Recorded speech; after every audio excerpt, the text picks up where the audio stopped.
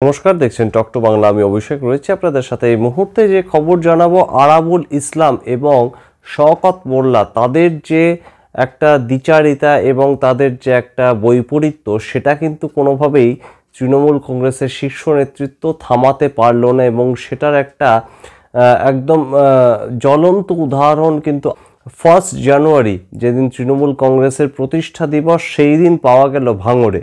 তার কারণ আরাবুল ইসলাম এই মুহূর্তে আমরা যা সূত্র মারফত খবর পাচ্ছি, তিনি কিন্তু শওকত মোল্লার এগেনস্টে একদম রীতিমতন এফআইআর করেছেন এবং হাতিশালা থানায় তিনি কিন্তু এফআইআর দায়ের করেছেন এবং তিনি কিন্তু জানিয়েছেন যে তার এগেনস্টে তার ওপর যে একদম অত্যাচার হয়েছে সেটা কিন্তু রীতিমতন শওকত মোল্লার নেতৃত্বে হয়েছে। সুতরাং এই যে অভিযোগ, সেটা কিন্তু অবশ্যই গুরুতর এবং আমরা জানি যে বীরভূমের সঙ্গে আপনারা ভাঙড়ের একটা অবশ্যই সম্পর্ক স্থাপন করতে চাইছিলেন, কিন্তু বীরভূমের যে জটিলতা, কাজল শেখ না অনুব্রত, সেটা মিটে গেলেও কিন্তু ভাঙড়ের জটিলতা কিন্তু এখনো কাটলো না। তার কারণ শওকত মোল্লা সেখানকার যে এমএলএ, তার এগেনস্টে রীতিমতন একদম এফআইআর করলেন কিন্তু আরাবুল ইসলাম, প্রাক্তন এমএলএ। সেই নিয়ে বিস্তারিত খবর করব এবং তার আগে টক টু বাংলা ইউটিউব চ্যানেলটিকে সাবস্ক্রাইব করুন।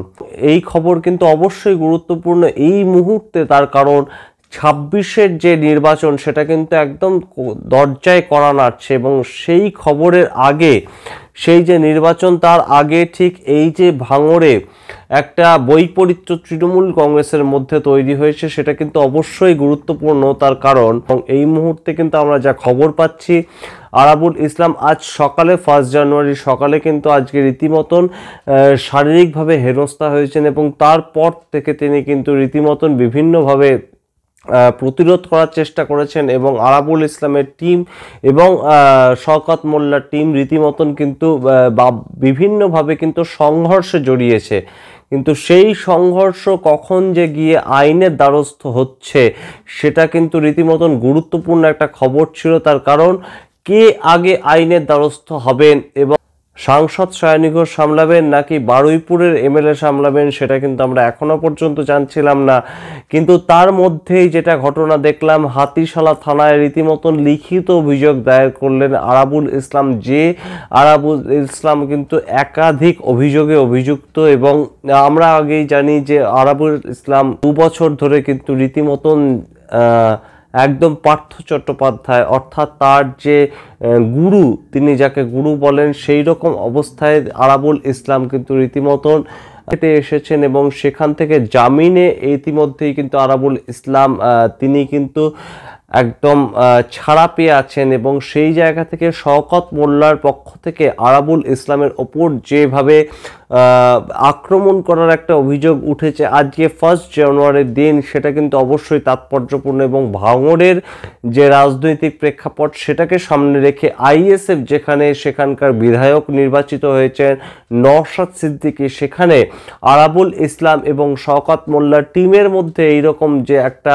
অত্যাচার এবং অবশ্যই আক্রমণ, সেটা কিন্তু অবশ্যই তাৎপর্যপূর্ণ এবং সেটাকে নিয়েই রীতিমতন একটা দ্বন্দ্ব তৈরি হয়েছে, সেটাকে নিয়ে রীতিমতন একটা গোষ্ঠী দ্বন্দ্ব তৈরি হয়েছে তৃণমূল কংগ্রেসের অভ্যন্তরে এবং সেখান থেকেই খবরটার যেটা উঠে আসছে, ইতিমধ্যেই আরাবুল ইসলাম শওকত মোল্লাকে একদম নাম নথিভুক্ত করে কিন্তু হাতিশালা থানায় এফআইআর করেছেন এবং এফআইআর দায়ের করার ক্ষেত্রে কিন্তু তিনি খুনের অভিযোগ পর্যন্ত দায়ের করেছেন। অর্থাৎ আরাবুল ইসলামকে খুন করতে গিয়েছিলেন শওকত মোল্লা এবং তার বাহিনী, এরকম একটি অভিযোগ কিন্তু আরাবুল ইসলামের পক্ষ থেকে করা হয়েছে। আমরা জানি না এই খবর পরবর্তীতে কতদূর পর্যন্ত করাবে দলের সুপ্রিমো মমতা বন্দ্যোপাধ্যায় এবং অবশ্যই অভিষেক বন্দ্যোপাধ্যায় পর্যন্ত এই খবর গড়াবে কিনা আমরা জানি না এবং সেই ক্ষেত্রে যদি গড়ায় তাহলে ভাঙড়কে নিয়ে যে 2026-এর ক্ষেত্রে একটা বিধানসভা নির্বাচনের ক্ষেত্রে ভাঙড় অত্যন্ত সংকটজনক অবস্থায় রয়েছে, সেটা কিন্তু আর বলাই বাহুল্য এবং সেই ক্ষেত্রে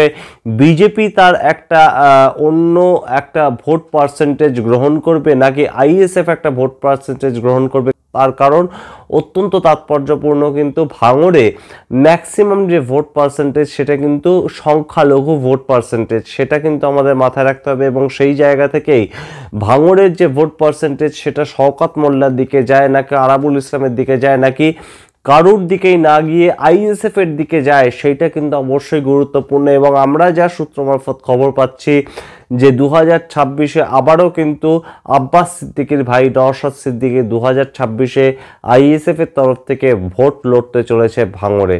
ভাঙড় নিয়ে আপনারা কি ভাবছেন? ভাঙড় যাদবপুর লোকসভা কেন্দ্রের অবশ্যই একটি গুরুত্বপূর্ণ বিধানসভা, এবং সেই বিধানসভাকে কেন্দ্র করে 2026-এ কি ঘটবে? 2026-এ কি তৃণমূলের জোড়াফুল সেখানে ফুটবে নাকি বিজেপি, নাকি আইএসএফ এর পতাকা আবারও সেখানে উড়বে? সেই নিয়ে আপনারা কি মনে করছেন? অবশ্যই কমেন্ট বক্সে কমেন্ট করে জানান। দেখতে থাকুন টক টু বাংলা। ভুলবেন না টক টু বাংলা ইউটিউব চ্যানেলটিকে সাবস্ক্রাইব করতে। ধন্যবাদ।